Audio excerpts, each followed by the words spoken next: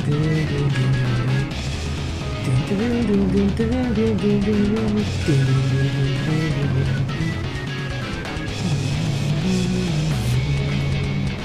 い、着きました。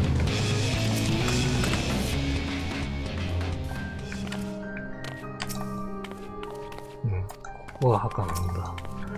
これがゼノスなのか。一度荒らされて、墓石が汚されたことがあったけど、その時は汚れを落としておくようにとだけ指示したんだ。つまり、棺を開けて中身まで確認したかどうかはわからないってことか。やはり残された選択肢を一つやるしかないな。いずれにせよ人目につくのはまずい。周囲を確認してから取り掛かるとしよう。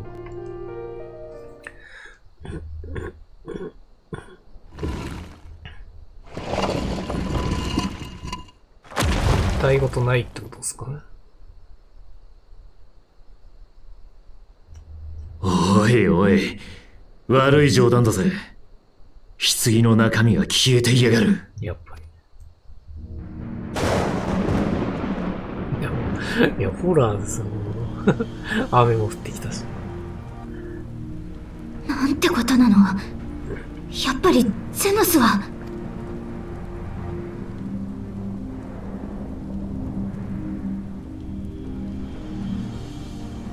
で、なんか怪しいのがいますね。さあ、これは誰でしょう。にやりとしてますね。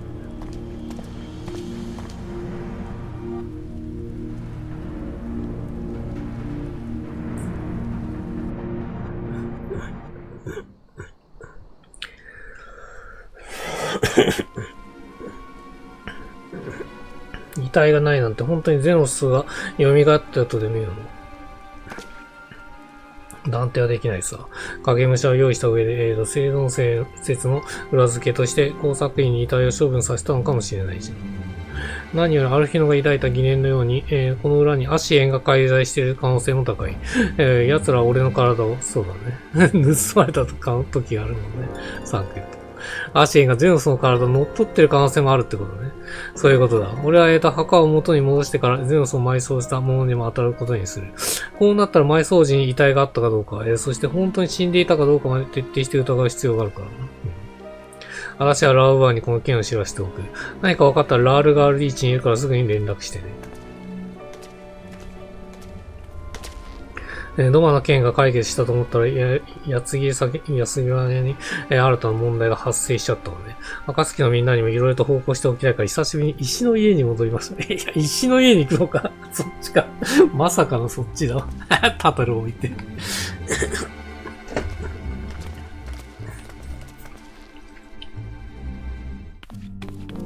もうショートカットしてるわ。いや、もうありがたいですけどね。久々すぎるんで、このメンツとは会話しとくか。あ、そうだ、本当だ。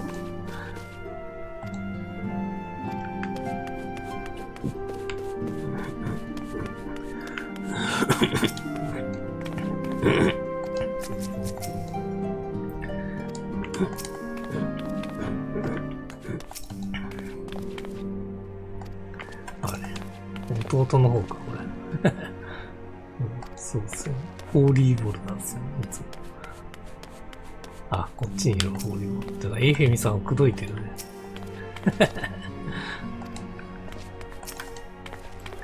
ね。とりあえず、売りエンジンにはリンクパール通信で情報を共有しておいたわ。いや、したらもすぐこっちに来てくれるって。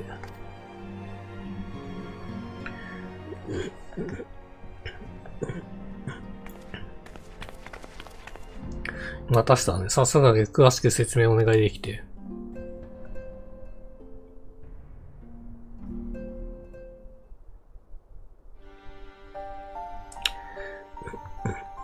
なるほどね。証拠がない以上、推論でしかないけど、私もアシエンがゼノスの遺体を乗っ取ったとする説に賛成せよ。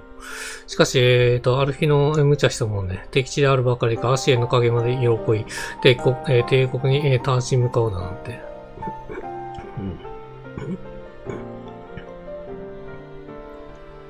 向こうを見るという点では人のことは言えないけど、やっぱり私としても心配よ。でも今は無事に祈るしかない。祈るしかね。あ、ちょっとなんかおまけみたいなのあったような気がするな。これまずエピソードが流れる感じですよね。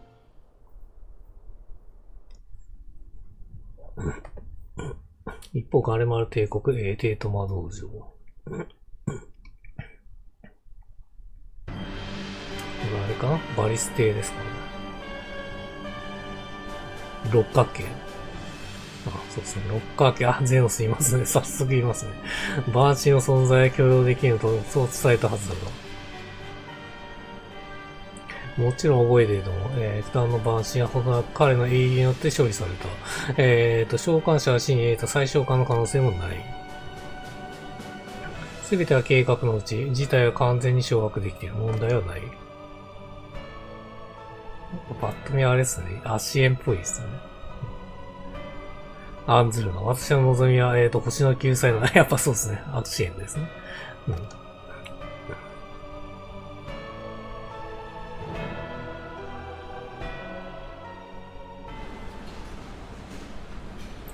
これはさっきのあいつか。こいつも怪しいんですね。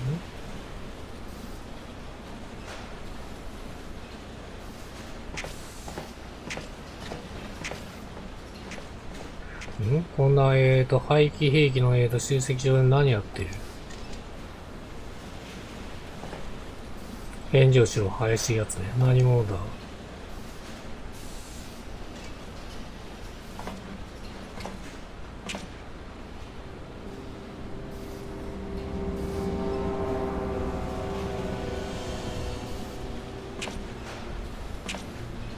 うわ、切られるんだ。完全に敵側ってことですね。おい。スパイかなんかですか？うわー、切られる。うわー、ちょっとね、あの切り方はゼノスっぽいですけどね。パッと見はね。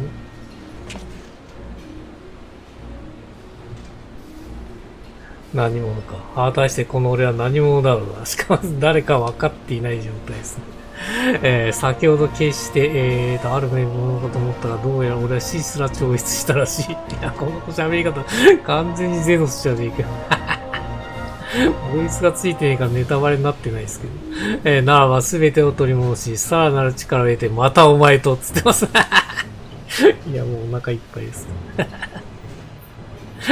いや、姿自体変えてきやがる。この件も説明してくれると思うんですよね。なんでこっちに入れ替わってるかですよね。アシエの力が関わってるんだと思うんですけどね。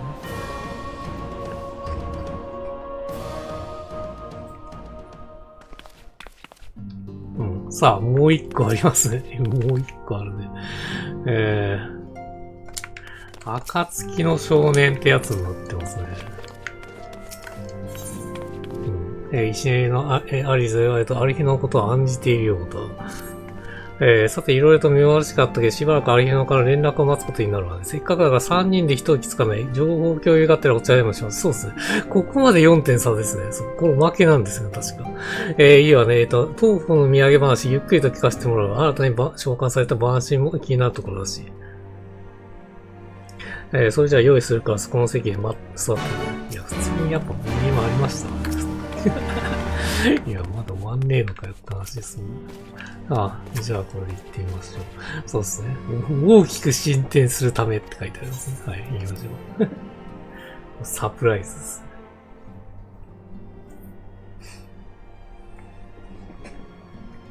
なるほど。月見という晩神も、そのと同じく神器によって召喚されたものだったよね。その、東方には、八尾の、神が物に宿るというエルサとは全く別の信仰があるのよ。神器による神下ろしは新たな脅威ね。基地の、召喚方法とは方法論が異なるだけに情報が少なすぎる。今後のために私がドマへ向かって調査しておくわ。助かるわ。対策を迫られているドマの人々にとっても神器の研究は有益なはず。エーテル学に詳しいヤストラなら劇的によ。あとで私が比叡の紹介状を書いたさ。じゃあ、ヤストラはドマに行くのか。情報共有は終わってしまったかい。あらかたはね。それで、ゼノスの遺体に関する調査が終わったの。今お茶を入れるから、結果を聞かせてもらえて。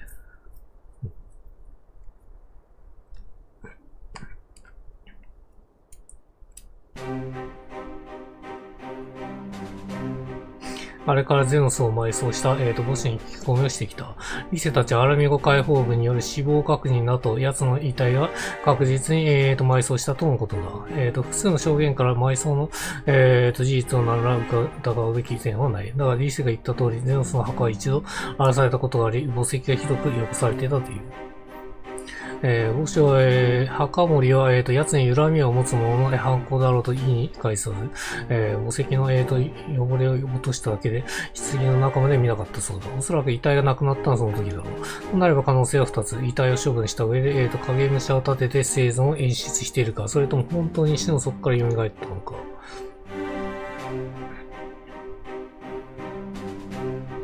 朝日という、熱烈な信仰者が面会した上で、本物だと疑いもしなかったのなら前者の可能性が低いよ。やはりアシエンの介在を考えるべきでしょうね。かつて俺はアシエンに、乗っ取られて操られた。またアシエンが遺体に、憑依した霊も報告されている。アルヒノの向かった先はそんな連中のつく場所ということだ。アルヒノは全てを確保の上で向かった。だから私も引き止めることはできなかった。無事いてくれればいいけど、今頃どうしてるのかな。どうしているのかなつって上の方見てますけどさあどうなるんでしょう。来たで、一方来ました。帝国軍最高なんで、カンバシ。本当に一方アルヒノってことですかね。あとマキシマ。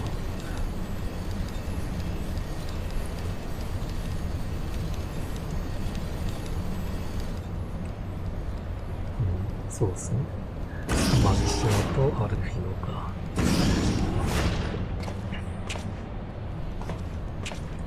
アルヒノさん、高校は順調そのものですよ。どうしよう。ですよね、完全に。ボイスがないですもんね。生成室からの外が見えないもので、今どのあたりを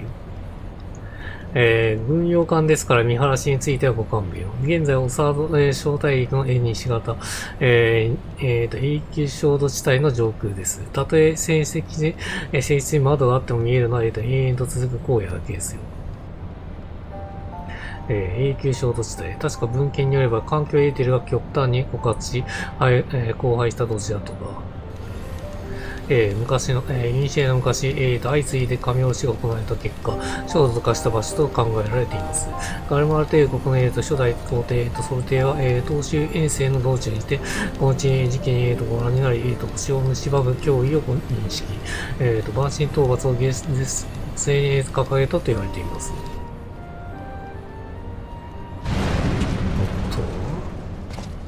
何事か。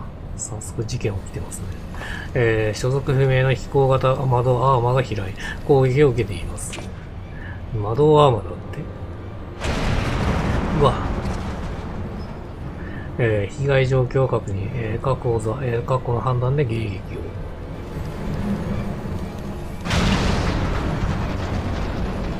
メイン窓路に被弾。ダメです。制御不能。墜落します。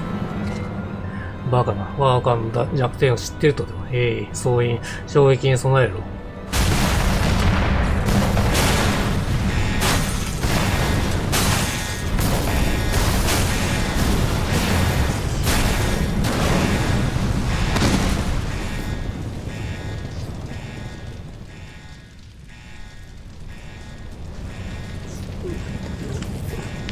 気づきましたね、アルヒノさん。ご安心をどうにか不時着しました。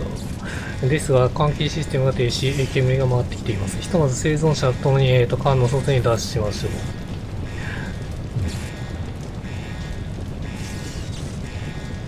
ああ、了解です。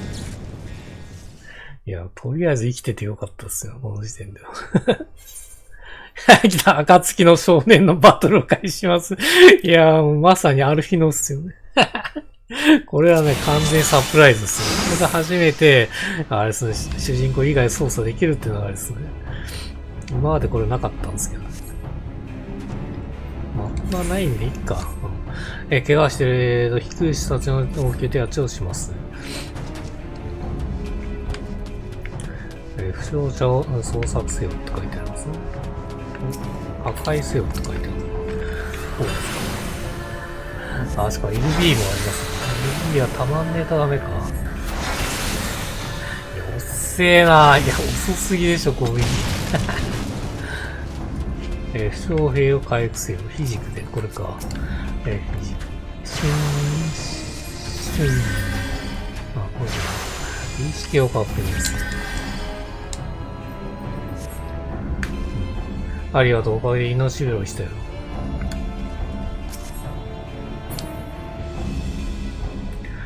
部下の命を救ってください。ありがとうございます。しかし、一体誰がこんなことを。もっと来たね。これが殿下からの命令だ。殿下だってことはあれか。ゼノスの体してるやつか。はい。話し合い済むわけもないか。マキシマの俺と迎撃準備。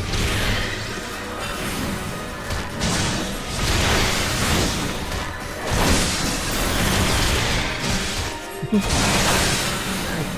しかないっていう。あとペットがいるんですけど。いいよ。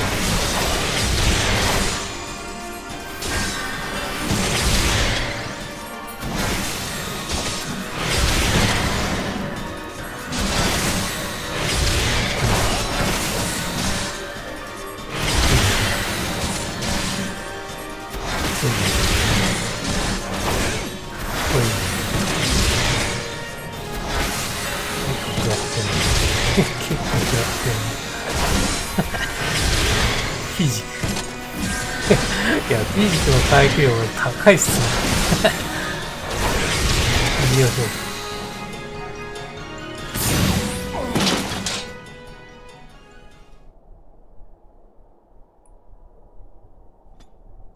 LP 使ってないんで、まだ出てくるかな、もしかしたら。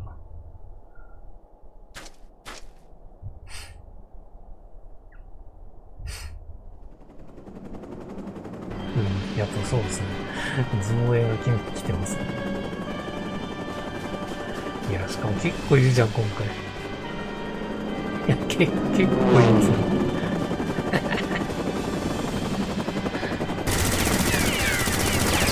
危ねえ。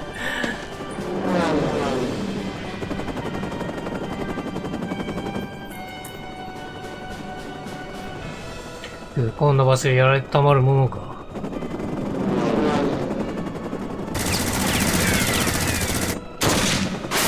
おっと、来たね。ダルク来ましたよ。来た、来ましたね。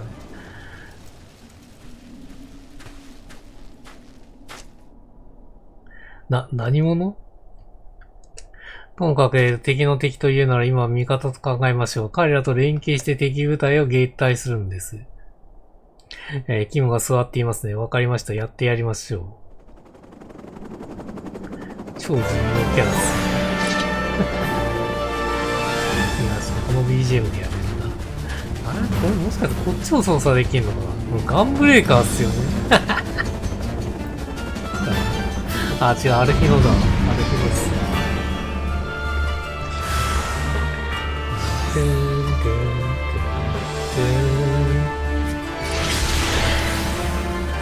ワンブレードの男と、引き落とし敵を殲滅する。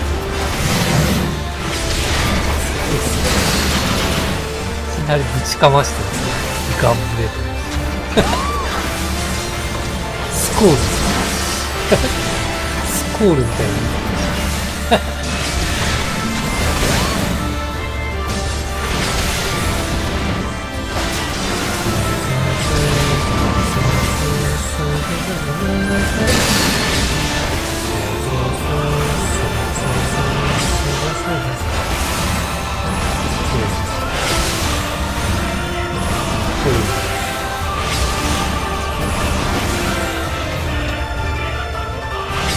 たまんないんですけど。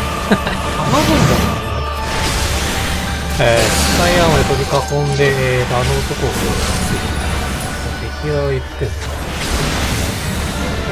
それ、あ、LB いけんじゃん。LB いける。わあ、いやー、これ、入るかな？これで入りますか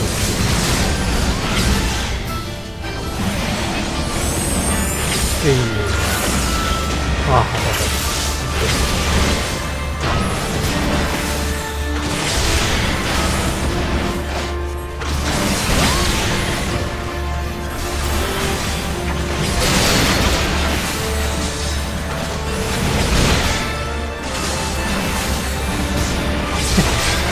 学者なのに攻撃 LB が使えるのって優秀すぎでしょ。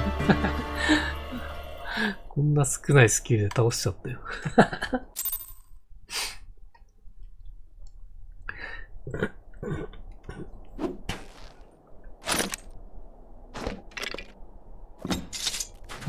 3人いる。で、さらにこれは負傷兵ですね。どなたから存じませんが助かりました。援護に感謝します。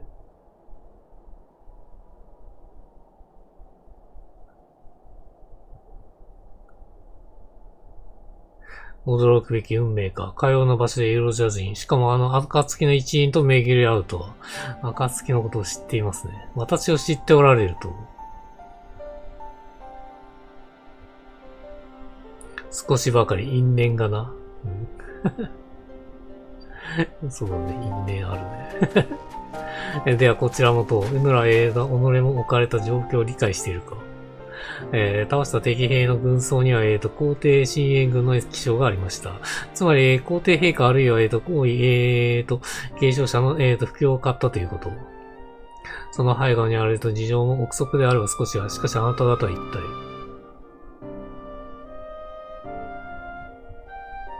これは次回のお楽しみなのかな。これがこの問いの答えとなろう。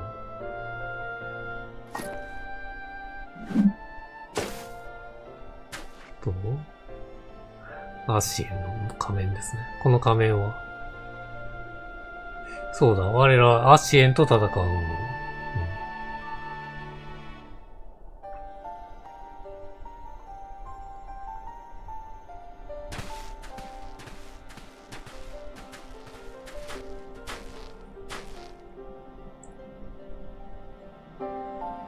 さて、我ら行くがどうする？あ、これついてるんですかね。仮にこの衝動を超えて長き旅の末、帝都にたどり着いたとしても、待っているのは、皇帝親衛軍の歓迎でしょうからね。受け入れてくださるのは同行を希望しますが、なんて名乗るんですかね。今はただ、影の狩人とでも名乗ったことをしよう。影の狩人。来るがいい。民主派の将校、そして暁の少年よ。ガレリア人であるのは間違いなさそうですよね。期待についてる。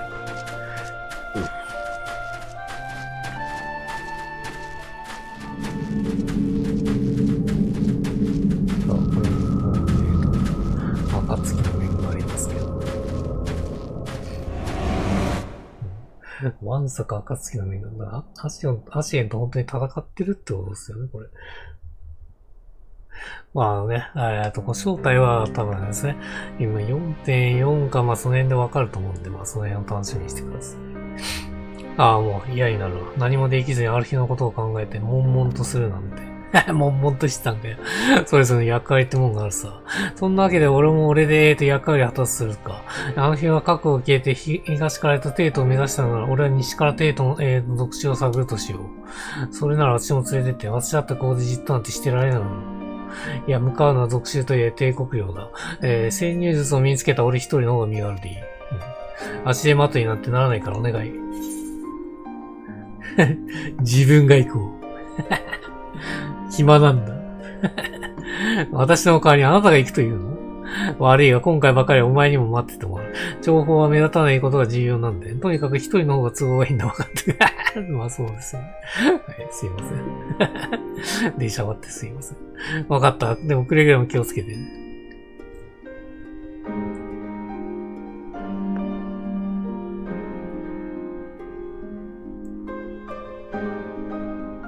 終わりかな？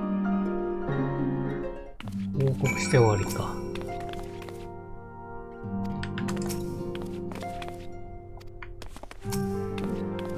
結局私は祈ることしかできないけど、サンクレとアルフィの二人の連絡を待つことにするわ。適材適所ってことさ。何か分かり次第連絡するから気長に待っていてくれ。じゃあな。さて私もドマに向けて出発しなくちゃ。東アルデナーズ商会の商船にでも便乗させてもらおう。何かあったら連絡してちょうだい。カーズまた顔を出してね。その時は、きっと朗報が届いてるはずだから。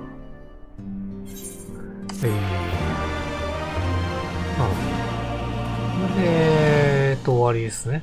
表情空想か。終わったね。しかも1もちょうど終わったね。じゃあ今回はここまでにしたいと思います。次回は、ですね、解放戦後2ですね。もう最初からやりたいと思いますので、よろしくお願いします。それではご視聴ありがとうございました。バイバイ。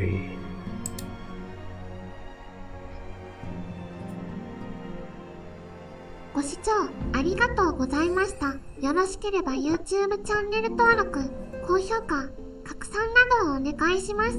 また Twitch フォローもお願いします。